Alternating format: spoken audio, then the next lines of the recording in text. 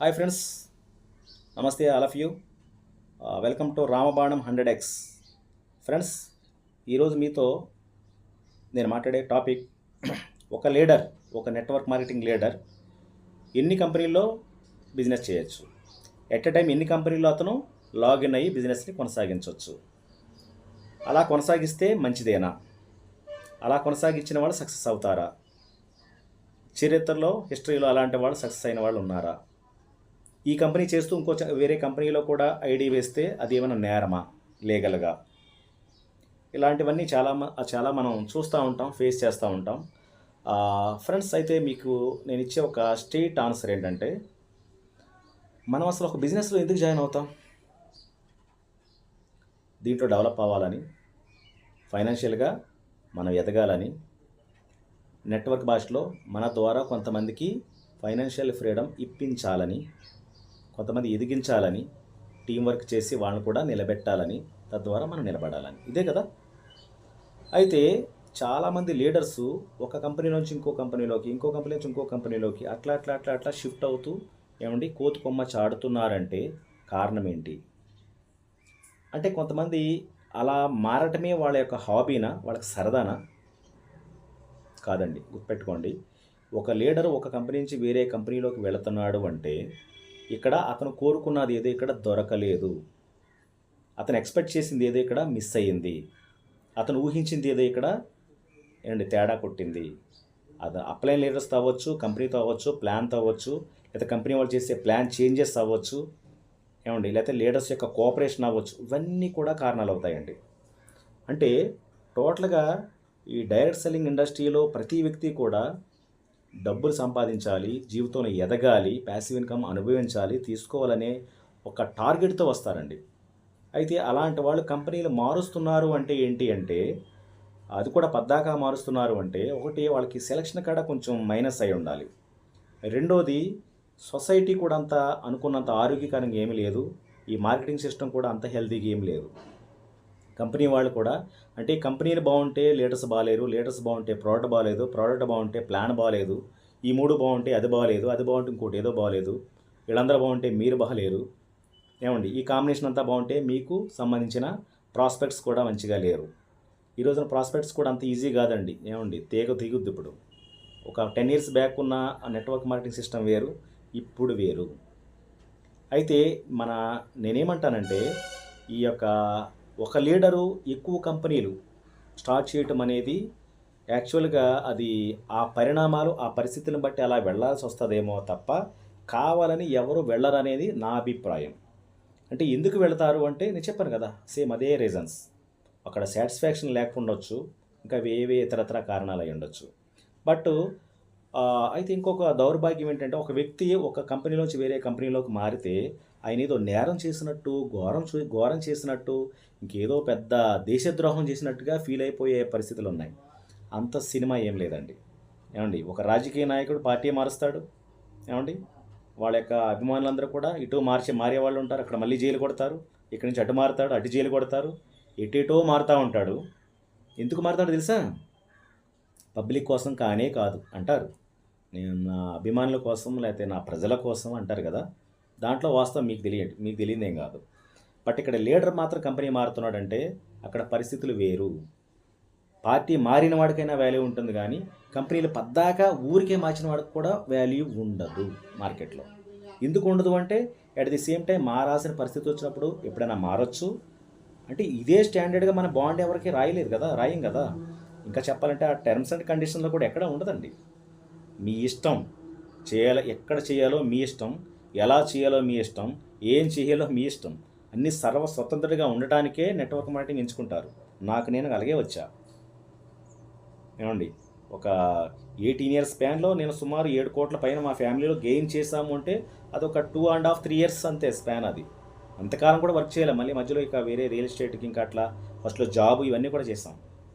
నేనేమంటానంటే, ఒక లీడర్ వచ్చాడంటే పర్పస్ ఏంటి అంటే ఫైనాన్షియల్గా సెట్ అవ్వడానికి. ఒకవేళ మారినా కానీ అది తప్పు కాదు. అట్ ది సేమ్ టైం జేబులో 5-6 కంపెనీలు 10 కంపెనీలు పెట్టుకు తిరగడం కూడా కరెక్ట్ కాదు. ఇది అండర్లైన్ చేయాల్సిన పాయింట్. ఎట్ ఎ టైము 2-3 కంపెనీలు బ్యాలెన్స్ చేయటం అంటే అది మీ విజ్ఞత, మీ ఆలోచన, మీ క్యాపబిలిటీ, మీ యొక్క కెపాసిటీ ఎంత ఉందో అంతవరకు చేయొచ్చు, నో ప్రాబ్లం. చేయకూడదని అనటానికి మనం ఎవరం? అయితే ఏ అనే కంపెనీలో మీరు పనిచేస్తున్నారు, బి అనే కంపెనీలో పనిచేస్తున్నారు.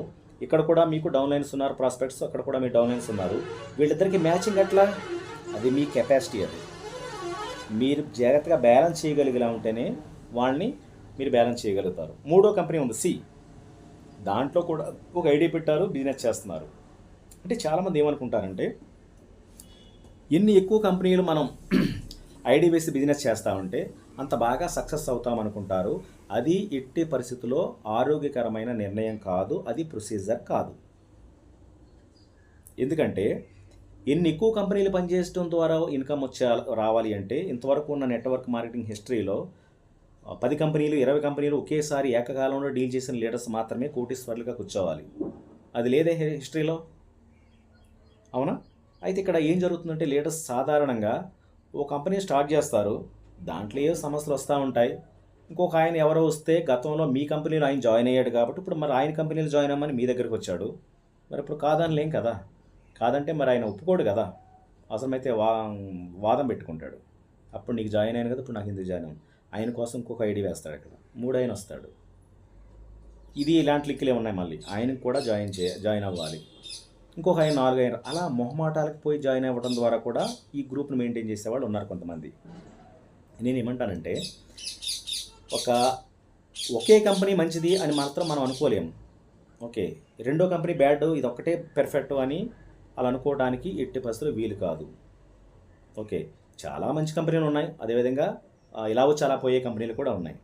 అయితే ఇక్కడ వీటి సెలెక్ట్ చేసుకునే కాడ మీకు మీరుగా ఏది ఎలా ఉంది అని ముందు మీరు చూస్ చేసుకుని ఎప్పుడైతే సెలెక్ట్ చేసుకుంటారో వాటిలో ఉన్న ఇందాక అది అంతకుముందు ప్రీవియస్ వీడియోలో మీకు ఆల్రెడీ చెప్పాను. అక్కడ కూడా ఏంటంటే ఎలాంటి కంపెనీ ఎలా ఎంచుకోవాలనే దాన్ని కూడా కొంచెం మీకు చెప్పానమాట.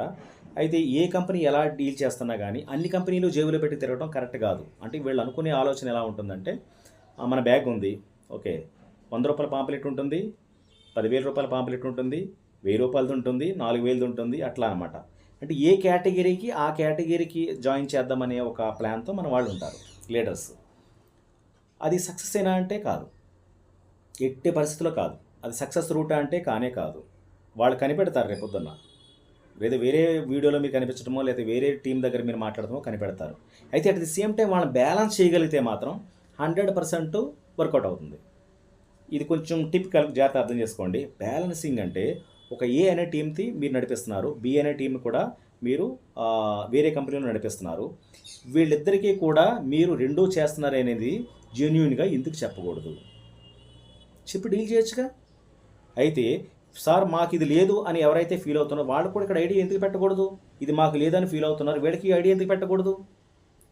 అయితే పెట్టేటప్పుడు కూడా వాళ్ళు కూడా 2 ఐడీలు 2 కంపెనీల్లో బిజినెస్ పెట్టేటప్పుడు కూడా మీరు చాకచక్యంగా ఉండాలి. ఓకే, వాళ్ళలో మీకు ఆ కమ్యూనికేషన్ మైనస్ అవ్వకూడదు. అంటే ఒకటండి, 2 కంపెనీలు డీల్ చేయటం అంటే ఎగ్జాంపుల్ మళ్ళీ చెప్తాను మీకు. ఒకటి ప్రోడక్ట్ బేస్డ్ అయ్యి ఉండి వేరేది ఇంకొకటి ఏదో డిజిటల్లో క్రిప్టో అయ్యి ఉంటే అప్పుడు మ్యాచ్ అవుతుంది. ఏమండి, ఇది ప్రోడక్ట్ అది ప్రోడక్ట్, ఇక్కడ ఉన్న ప్రోడక్ట్లు అక్కడ ఉన్నాయి అంటే 100కి 200% ఎట్టి పరిస్థితిలో ఇన్వాల్వ్ చేయకండి. ఏదో ఒకటే ఎంచుకోండి, ఏదో ఒక్కదానికి రండి. 2 మంచివేనా అయినా సరే ఒక్క పాయింట్లో ఏదో కొంచెం మెరుగు ఉంటుంది, అక్కడ మీరు సెలెక్ట్ చేసుకోండి. 2 ప్రోడక్ట్ బేస్ ఎంచుకోవద్దు, 2 క్రిప్టో ఎంచుకోవద్దు, 2 ఇంకోటి ఏదో ROI ప్లాను ఉన్నాయి కదా రకరకాలు. అలా ఎప్పుడు అనుకోవద్దు. ఇంతకీ నేను దేన్ని ఎంకరేజ్ చేయట్లేదు, దేన్ని తగ్గించట్లేదు. అన్ని కంపెనీలు మంచివే మీరు చూడగలిగితే. మన కన్వీనియంట్ ఇంపార్టెంట్, ఇక్కడ మీ కన్వీనియన్స్ ఇంపార్టెంట్. ఓకే, సో ఎక్కువ మల్టిపుల్ కంపెనీస్ ఒకేసారి ఎట్ అ టైం చేయటం అనేది ఓవర్గా 2 కంటే 3 కంటే కూడా ఎక్కువ చేయటం అనేది మైనస్ ప్రాబ్లము. అది కరెక్ట్ వే కానే కాదు. అంటే ఎందుకు కాదంటున్నానంటే మీ యొక్క అసోసియేట్స్ ఏమనుకుంటారంటే ఈ మంగళవారం ఈయన, ఈ ట్యూస్డే ఈయన ఒక ప్రాజెక్ట్తో వస్తున్నాడు, నేను వినాలా వద్దా? ఒకేలా వింటాను. వచ్చే బుధవారం వచ్చాడు వేరే ప్రాజెక్ట్ తీసుకుని వస్తాడు, ఈయన వినాలా నేను? నెక్స్ట్ శనివారం ఇంకో ప్రాజెక్ట్తో వస్తాడు. అలాంటప్పుడు మీ మీద ఆ స్టెబిలిటీ, ఆ మైండ్ అనేది ఎలా పడుతుంది? మీ మీద నమ్మకం ఎలా సెట్ అవుతుంది? మీ మీద ఎలాగా ఆయన ఒక బిలీఫ్ అనేది మీ మీద ఎలా డెవలప్ చేసుకోగలుగుతాడు? అక్కడ ఫెయిల్ అవుతాం. మీకు అర్థమవుతుందా? అంటే కొత్త వ్యక్తులతో అయితే మీతో జర్నీ చేస్తూ ఉండి మీ యాటిట్యూడ్ ఏంటి అంటే మీకు ఎట్లా ఏం చెప్పాలంటే మీది ఒక షాప్ ఉంది, ఒక కిరాణా షాపే అనుకోండి. కిరాణా షాప్‌ని కేవలం ఉల్లిపాయలు పెట్టి కూర్చుంటే మీకు బిజినెస్ కాదు.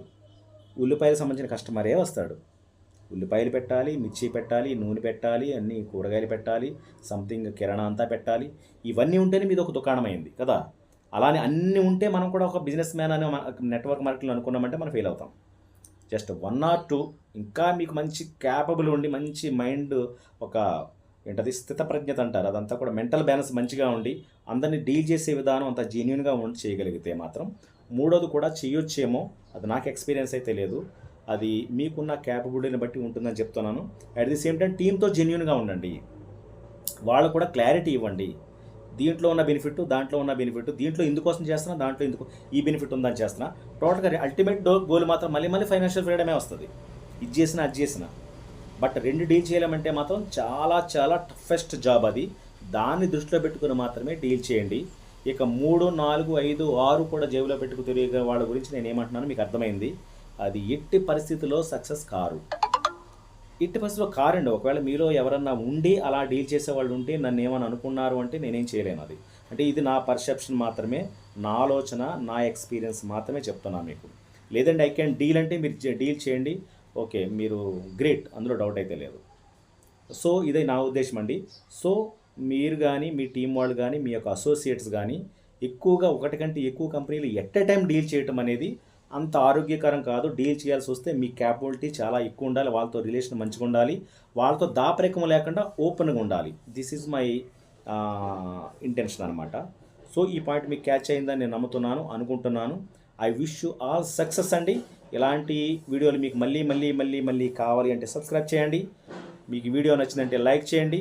మీ టీమ్‌కి ఉపయోగపడుతుందనుకుంటే 100% షేర్ చేయండి. Thank you so much.